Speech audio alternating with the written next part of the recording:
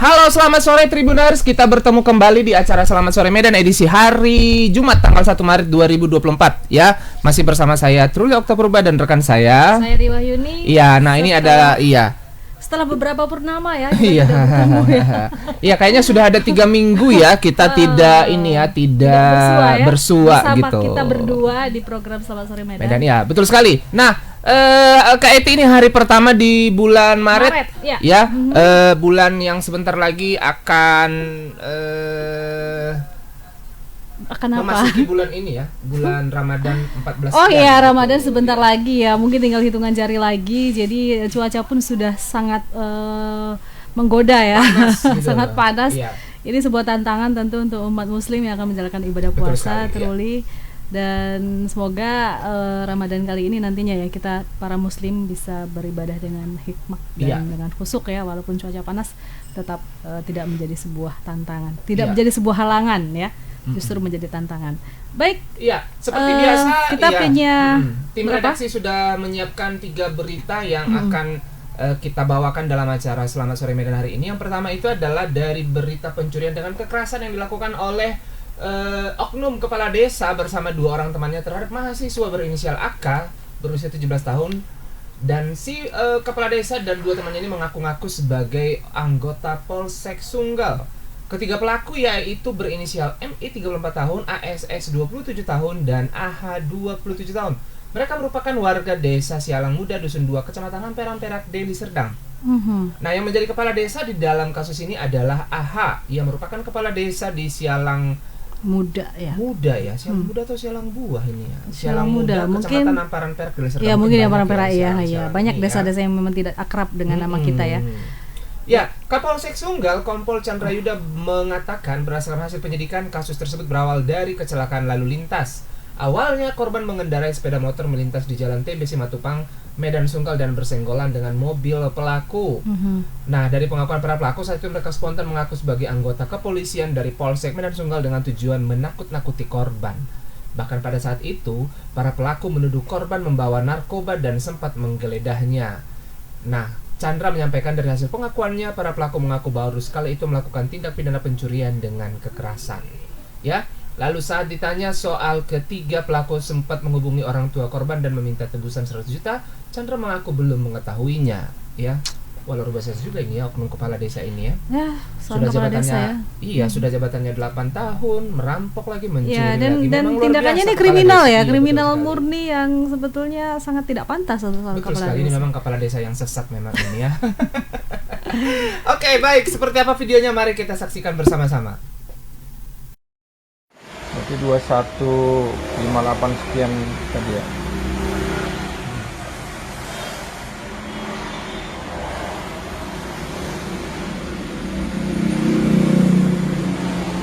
Satu, dua, tiga. Pakai topi? Siapa tuh? Mau parkir?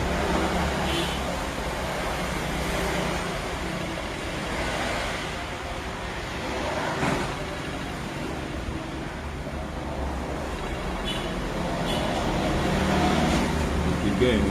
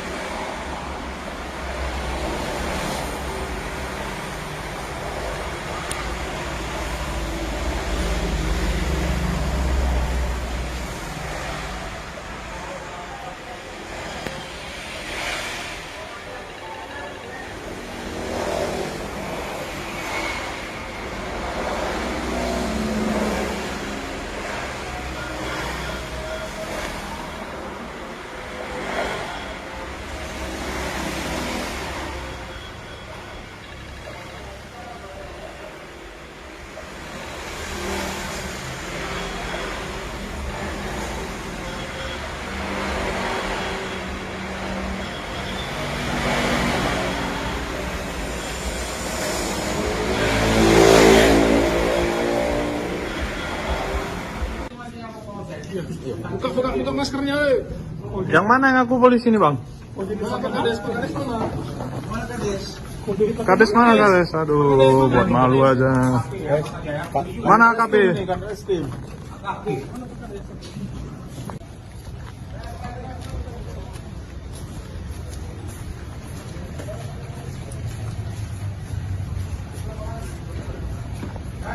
Jadi mungkin dari laka lantas, yang mana ketika laka lantas mungkin terjadi cekcok, ya, tapi yang kita sayangkan adalah melakukan tindakan kekerasan dengan mengambil barang-barang yang bukan miliknya. Jadi kok bisa ini, Bang? Apa para pelaku ini mengatakan korban ini bawa narkoba, mabuk? Kok bisa gitu, Bang? Mungkin itu situasional. Dalam artian situasional, ketika yang kedua belah pihak ini bersenggolan, ya kan, turun dari mobil, mempertanyakan langsung seperti itu, mungkin spontanitas. Yang mengaku sebagai polisi bukan AKP yang mana, Bang? Inisial MI. Mana wajah? Bang, dalam hasil penyidikan, Bang, bahwa si pelaku ini sering melakukan atau tidak, Bang? Baru ya? Karena dari modusnya sendiri, soalnya dia mengaku oknum polisi dan profesi dia sebenarnya kepala desa di desa Sialang Muda. Iya, baru berapa kali. Baru berapa kali, Bang? Baru satu kali itu aja. Bang, informasi yang beredar bahwasanya setelah kejadian pelaku ini sempat minta uang 100 juta ya, Bang, sama orang tua dari si korban. Nanti kita dalami lagi.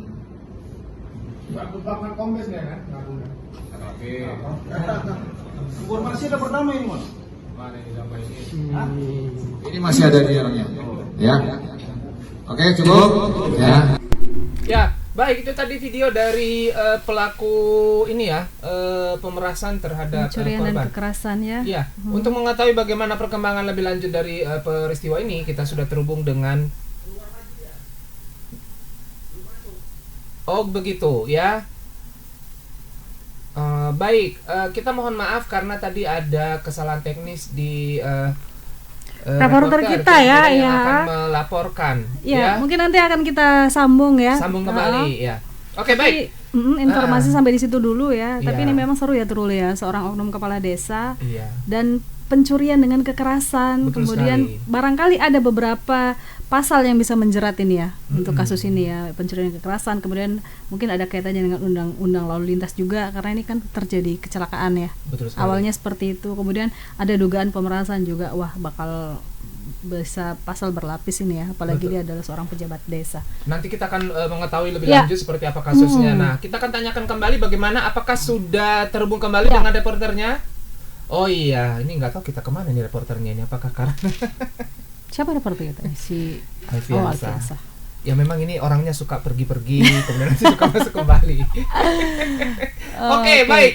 Sambil menunggu reporter Tribun Medan Alfiansa bergabung kembali, kita lanjut ke berita selanjutnya, silahkan.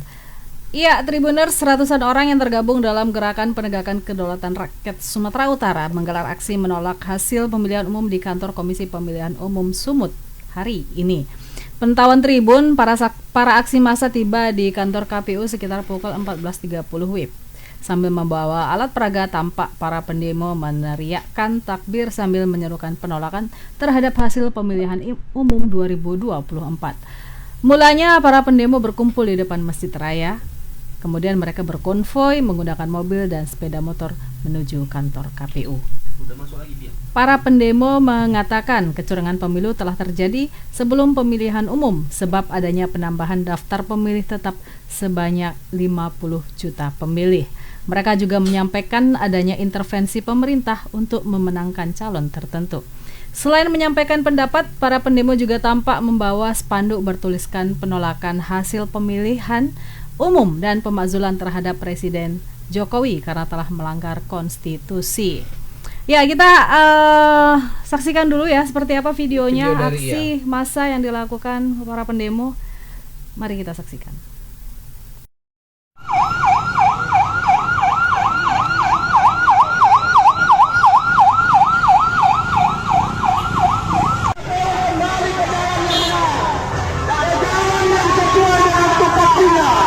Di depan kantor KPU.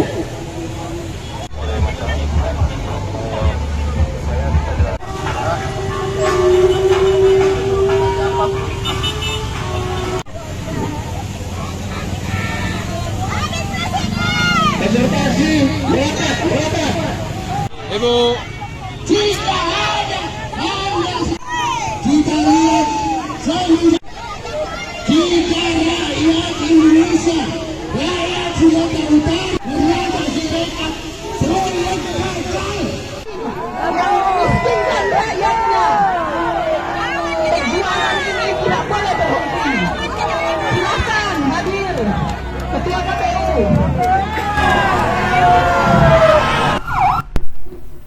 Iya, itu tadi aksi massa menolak hasil pemilu, dan saat ini kita sudah terhubung dengan reporter kita, dengan Anugrah Nasution.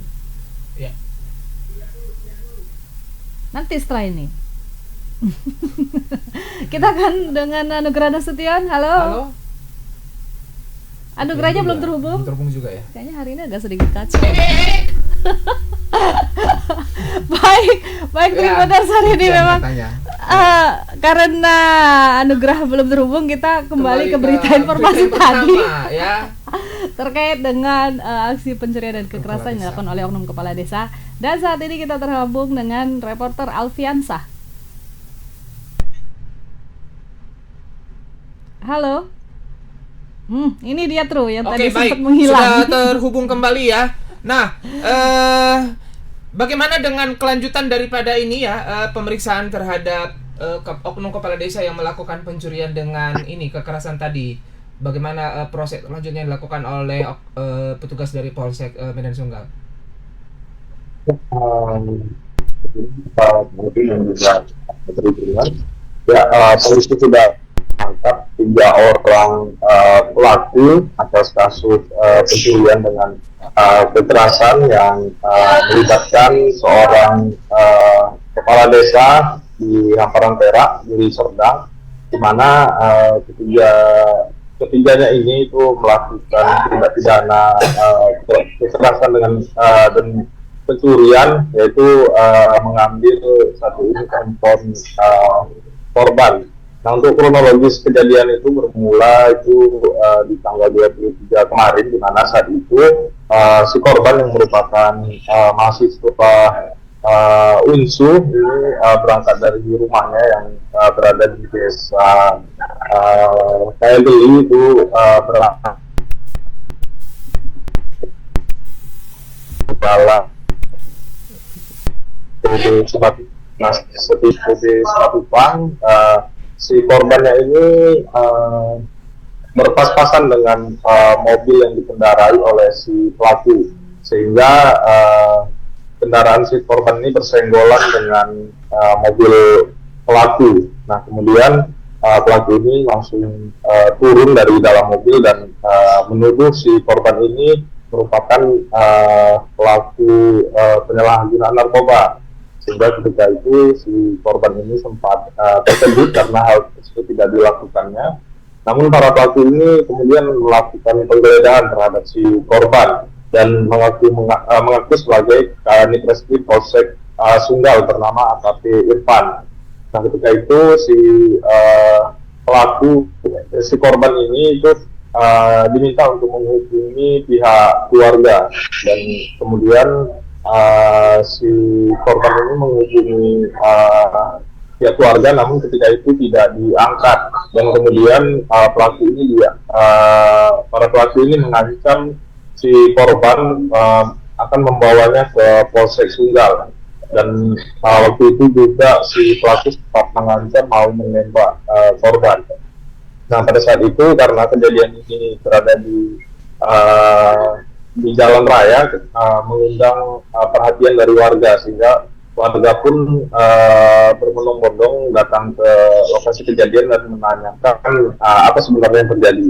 Nah, para pelaku ini pun mengaku kepada warga bahwa mereka ini merupakan personil dari Polsek Sunggal dan meminta agar para warga ini tidak mencampuri urusan mereka.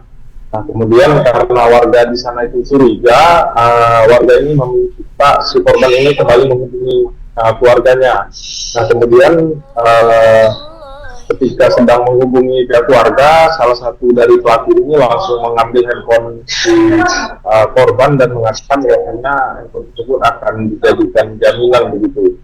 Nah, kemudian ini ada dua keterangan yang berbeda. Awalnya kita mendapatkan keterangan dari si korban, bahwasanya setelah kejadian itu si pelaku ini sempat menghubungi orang tua korban yang saat ini sedang berada di Jakarta, itu meminta uang senilai 100 juta rupiah dan mengatakan si korban ini terlibat kasus narkoba. Namun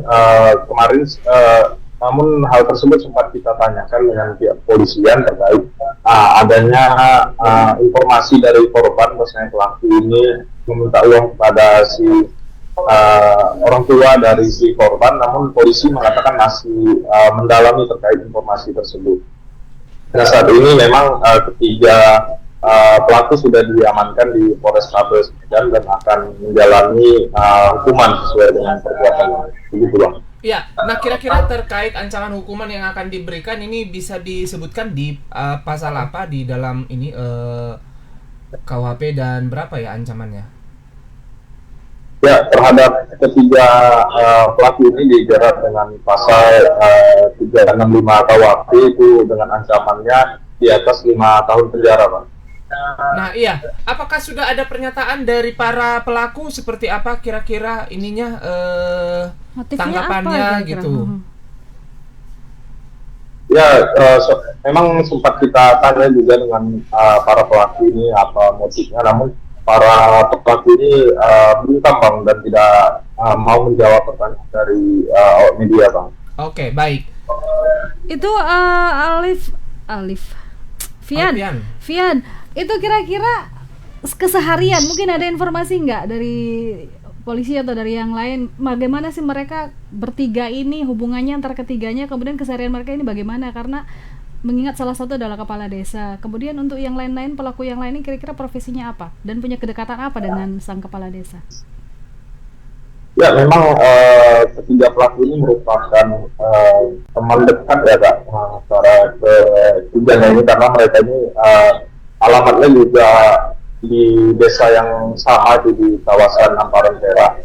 Nah, informasi yang beredar memang salah satu dari pelaku ini merupakan bendahara dari desa tersebut, Kak. Namun sudah bertanya dengan kepolisian, namun polisi masih mendalami soal informasi tersebut. Ya, jadi masih belum diketahui secara persis ya seperti Baik, apa iya. motifnya yang penting, karena ini memang bukan sesuatu yang bercandaan atau apa ya, tapi serius ya sampai menggeledah segala macam. Berarti kan memang ini udah seperti profesional saja kalau dari caranya. Jangan-jangan kita menduga juga ini si oknum kepala desa ini sudah pernah melakukan hal yang sama dengan korban yang lain kalau melihat dari ini ya keberaniannya menjadi sangat menurut saya ini sangat polisi Polri, kemudian gitu, berani menggeledah ini korban segala atau betul-betul jangan-jangan mungkin si Kades ini juga bermimpi dulu gitu ya menjadi polisi tapi tidak kesampaian atau Oke, itu saja. Terima kasih Alfiansa, terima kasih sudah memberikan ini informasi yang di ini dalam acara ini. Kita bertemu kembali.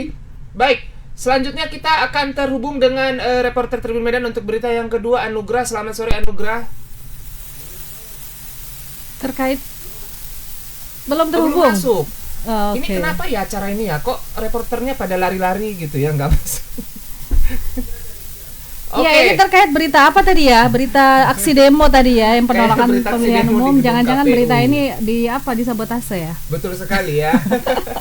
Baik, kita lanjut ke berita ketiga saja ya. Iya, ini memang acara kita ini agak asik ya. Kadang reporternya keluar, kadang reporternya masuk, kadang gambarnya lari ya.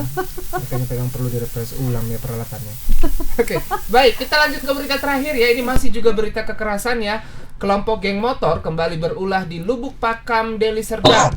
Kali ini mereka mulai berani membacok warga. Korbannya adalah Rizal di Jambak, berusia 47 tahun yang tinggal di Jalan Mabonjol, Kelurahan Lubuk Pakam 1.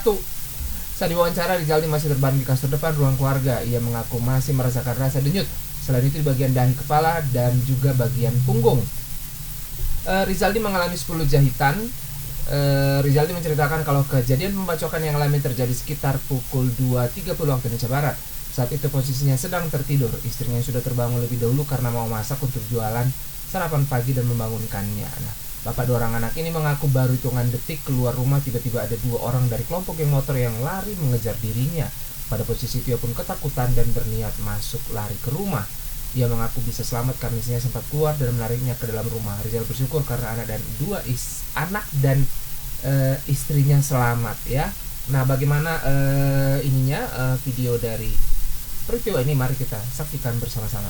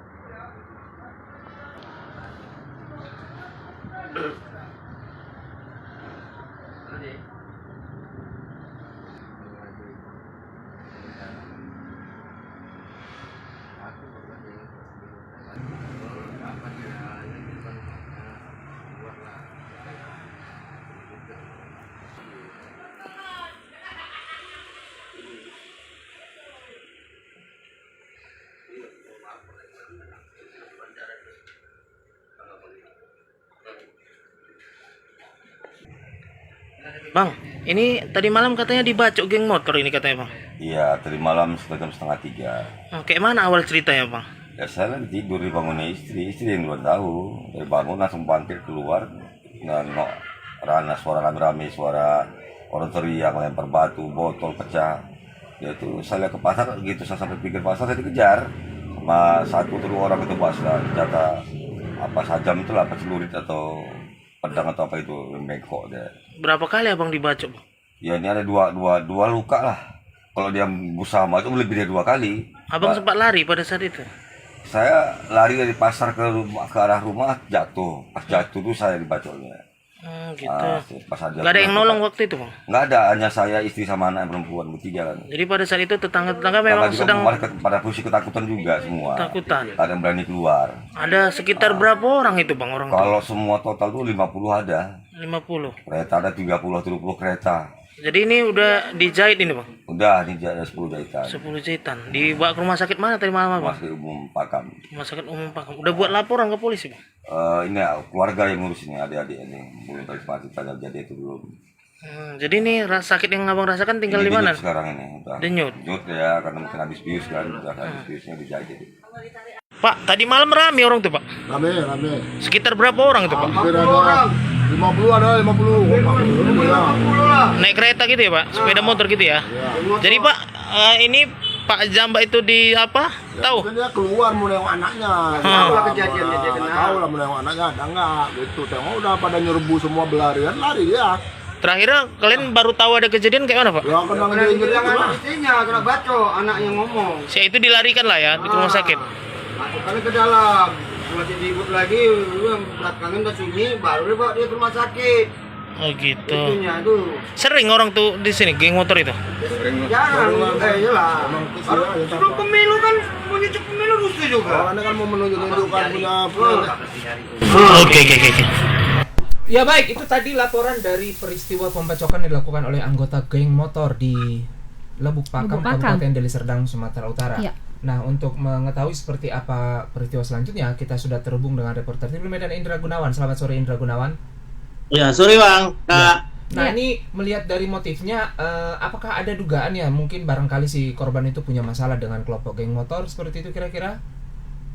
Ya, jadi Bang, sejauh ini belum diketahui secara pasti apa yang membuat kelompok geng motor ini membabi buta menyerang ke warga. Jadi meski demikian, ini informasi yang kita kutip dari lapangan, informasi yang kita himpun ini kelompok geng motor yang melakukan penyerangan ini adalah kelompok geng motor yang dari grup Tanjung Merawa. Jadi mereka informasinya ini sedang mencari kelompok geng motor Lapendos yang dikenal grup geng motor Lapendos ini adalah kelompok geng motor dari Lubuk Pakam. Namun pada dini hari tadi itu sekitar pukul 2.30 itu kelompok geng motor Lapendos yang mereka cari ini tidak ditemukan, sehingga mereka ini berkumpul di Jalan Imam Bonjol, dan pada saat itulah mereka membuat ulah sehingga membuat warga yang saat itu posisinya sedang tidur menjadi terganggu.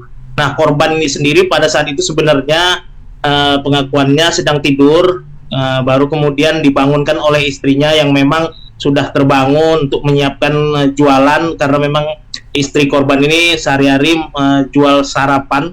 Jadi ketika ada keributan di luar, seperti ada memecahkan botol di jalan, sehingga istri ini membangunkan suaminya dan menyebutkan supaya suaminya ini melihat keluar apa yang sebenarnya terjadi. Di saat itulah korban ini Bang keluar rumah dan melihat situasi. Ternyata belum lama keluar rumah ini, tanpa ia ketahui apa penyebabnya, 2 dari puluhan orang yang mengendarai sepeda motor saat itu langsung lari mengejar korban, membuat korban ini ketakutan karena memang membawa senjata tajam. Berdasarkan pengakuan ini, berbagai jenis senjata tajam, mulai dari celurit sampai berbentuk parang, golok ini Bang dibawa dan mengejar korban, sehingga korban ini lari langsung ke dalam rumah. Jadi sebelum sampai ke pintu rumah ini, korban ternyata sialnya jatuh, sehingga di situ langsung dibacokin oleh pelaku. Nah, inilah yang membuat kemudian korban mengalami luka di bagian, hampir di bagian pelipis mata. Ini dengan luka jahitan sebanyak 10 jahitan, baru kemudian ada di belakang bagian punggung ini ada sekitar 1 jahitan, seperti itu Bang. Ya, baik. Nah, kalau ini informasi dari pihak kepolisian bagaimana? Apakah sudah ada yang dilakukan penangkapan atau seperti apa proses yang akan dilakukan oleh pihak kepolisian? Ya, hingga pukul 16 tadi Bang, kita tanyakan langsung kepada korban apakah sudah membuat laporan atau tidak kepada kepolisian. Jadi sekitar pukul 16 tadi barulah pihak keluarga ini melaporkan secara resmi kejadian ini kepada pihak kepolisian. Sehingga tadi saat pukul 15.30 saat kita mengkonfirmasi kejadian kepada pihak kepolisian, ini Kapolresta Deli Serdang, ini Kombes Pol Rafael ini menyebutkan pihaknya belum mendapatkan informasi. Namun karena konfirmasi awak media ini banyak kepada Kapolres, pihak kepolisian pun langsung turun ke rumah korban dan mencari informasi lebih lanjut di sekitar lokasi untuk dapat mengungkap siapa sebenarnya anak-anak ya kelompok geng motor ini Bang, seperti itu. Oke, baik. Oke, Indra, selain melukai salah satu warga ya dengan melakukan pembacokan, apakah ada hal-hal lain yang dilakukan oleh para geng motor ini, misalnya merusak fasilitas umum atau milik warga, Indra? Ya, jadi sampai sore ini itu informasi sementara yang kita dapatkan, sebenarnya ada 2 yang disebut-sebut warga ini menjadi korban. Selain Rizal di Jambak ini, informasi yang lain yang kita dapatkan juga ada korban yang disebut ikut mengalami kejadian ini, termasuk katanya informasinya ini sementara pedagang martabak yang hingga pukul 2.30 tadi malam itu belum pulang, sehingga informasi pedagang martabak itu ikut jadi korban. Untuk bangunan dan kerusakan lainnya ini sementara saat ini belum ada dilaporkan kejadian-kejadian kerusakan seperti itu Kak. Namun demikian, ulah dari kelompok geng motor yang ada di Lubuk Pakam ini sudah berulang-ulang kali terjadi, khususnya di bulan Februari. Karena memang kelompok geng motor antara kelompok geng motor Tanjung Merawa dengan Lubuk Pakam ini sering melakukan tawuran. Jadi informasi yang kita dapat di lapangan, untuk kelompok geng motor di Tanjung Merawa disebut kelompoknya bernama kelompok geng motor XL, sementara untuk kelompok geng motor di Lubuk Pakam ini namanya Lapedos. Mereka beberapa bulan terakhir ini sering melakukan tawuran, namun tawuran dilakukan masih belum merusak fasilitas milik warga dan fasilitas pemerintah. Namun untuk saat ini baru korban ini saja yang terdengar, begitu Kak. Oke. Indra, ini kan bukan yang pertama ya, tadi kalau dari penjelasan ada beberapa kali. Kemudian apa yang dilakukan oleh pihak kepolisian ini? Apakah ada melakukan patroli secara rutin atau hal-hal lain yang bisa mengantisipasi? Ini kita tinggal menunggu waktu. Kita khawatir akan terjadi yang lebih parah daripada ini. Seperti apa kira-kira dari pihak kepolisian, Indra? Ya, jadi dari pihak kepolisian, khususnya dari Muspika, termasuk juga dibantu oleh Muspika, ini sebenarnya Kak, antisipasi agar tidak terjadi hal-hal yang tidak diinginkan dan perbuatan geng motor ini tidak terjadi kembali. Ini sudah beberapa kali memang dilakukan, terutama di saat malam keramaian, khususnya malam Minggu. Beberapa kali kelompok geng motor ini sempat melakukan berulah di malam Minggu. Di saat itu juga pihak kepolisian bersama pihak kecamatan ini terus melakukan patroli. Hanya saja pada saat waktu-waktu patroli dilakukan, ini kelompok geng motor yang ditarget untuk diamankan ini tidak pernah keluar, Kak. Sepertinya mereka juga ini membaca situasi dari kondisi lapangan, apakah memang pihak-pihak terkait ini ada berjaga-jaga untuk mereka mencegah mereka atau tidak, seperti itu, Kak. Jadi memang kalau untuk warga sendiri seperti yang tadi dini hari terjadi itu, Kak, sebenarnya warga juga sebenarnya banyak juga yang melihat kebrutalan dari kelompok geng motor ini. Hanya saja memang karena jumlah warga ini tidak banyak, Kak, hanya sedikit. Ini yang membuat warga tidak bisa berbuat banyak karena memang mereka datang ke Lubuk Pakam ini membawa senjata tajam, gitu, Kak. Berdasarkan keterangan salah satu warga yang kita dapatkan tadi, itu pada saat tadi malam itu dini hari itu sebenarnya banyak warga yang saat itu masih duduk-duduk di tempat tongkrongan. Namun mereka ini tidak bisa berbuat banyak, apalagi termasuk merekam karena mereka takut menjadi sasaran kebrutalan dari kelompok geng motor ini, Kak. Ya, memang bukan lawan warga yang seperti ini ya, apalagi bergerombol dengan senjata tajam. Soalnya pihak kepolisian, warga nggak mungkin ya untuk berhadapan dengan geng motor.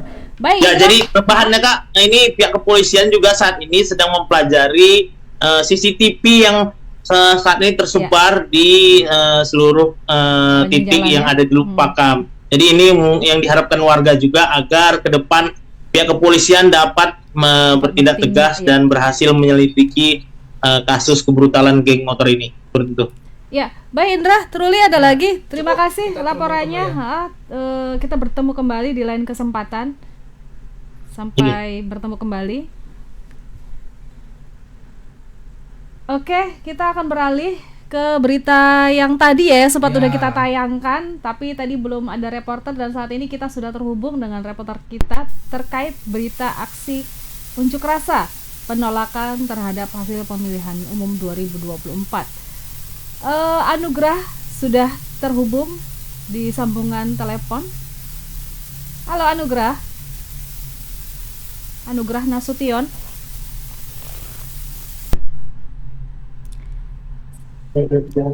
Halo Bang Truli dan KIT. Ya, halo Anugrah. Tadi sempat terputus ya, sayang sekali. Tapi kita akan bahas sedikit tadi tentang aksi unjuk rasa yang dilakukan oleh sekelompok mahasiswa terkait penolakan terhadap hasil pemilu. Bagaimana Anugrah tadi aksi yang dilakukan mahasiswa tadi ya? Apa yang bisa disampaikan? Ya. KIT dan Bang Truli. Nah, tadi yang di aksi itu, Kak, bukan mahasiswa ya? Bukan mahasiswa. Tapi melainkan masyarakat yang mereka merupakan yang tergabung dalam masa koalisi untuk menolak hasil pemilih atau pemilihan umum yang berlangsung 14 Februari kemarin. Jadi tadi mereka itu menyampaikan sejumlah tuntutan. Salah satunya yang pertama itu soal kecurangan pemilu yang mereka anggap itu sudah didesain jauh-jauh hari bahkan sebelum pelaksanaan pemilihan umum berlangsung pada tanggal 14 Februari.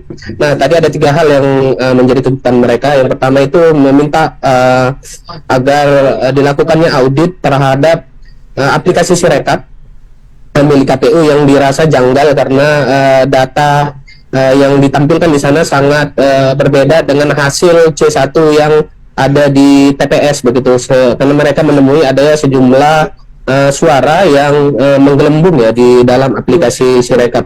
Yang kedua, mereka meminta agar dilakukan penyelidikan lebih jauh terkait adanya dugaan keterlibatan pihak-pihak lain di luar dari partai.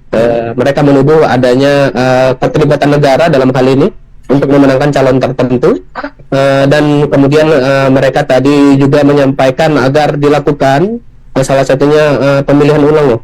Mereka mengharapkan adanya pemilihan ulang yang akan dilakukan karena mereka sudah tidak percaya lagi terhadap hasil dari pemilu yang berlangsung 14 Februari.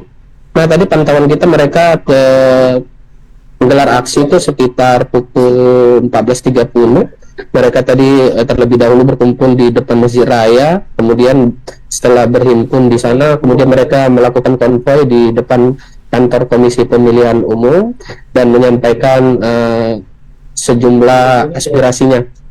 Begitu Kak Yeti. Iya, Anugrah, kemudian ini sebetulnya kan desakan-desakan seperti ini juga sudah dilakukan juga oleh kelompok-kelompok masyarakat yang lain ya. Kira-kira apa yang mereka harapkan ya, target selanjutnya lah dari aksi ini? Apakah memang ada sebuah gerakan yang lebih masif lagi untuk menyampaikan atau untuk menggolkan tuntutan-tuntutan ini?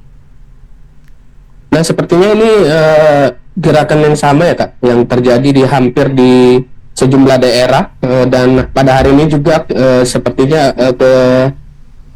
aksi yang sama juga dilakukan di beberapa provinsi yang ada di Indonesia begitu. Tuntutannya juga sama ya. Nah, soal penolakan terhadap hasil pemilu begitu, karena dinilai adanya hal yang tidak wajar yang menurut mereka karena adanya kecurangan-kecurangan. Dan tadi memang dalam aksi tadi terlihat ya Kak, ada sejumlah mantan caleg begitu ya, mantan caleg yang ikut berkontestasi di pemilu 2024 itu tadi juga terlihat di sana. Kemudian ada kemudian ada emak-emak juga yang mereka merupakan simpatisan dari salah satu paslon yang kalah atau di sejauh ini kalah dalam perolehan suara sementara berdasarkan rilis dari atau realcon dari Komisi Pemilihan Umum.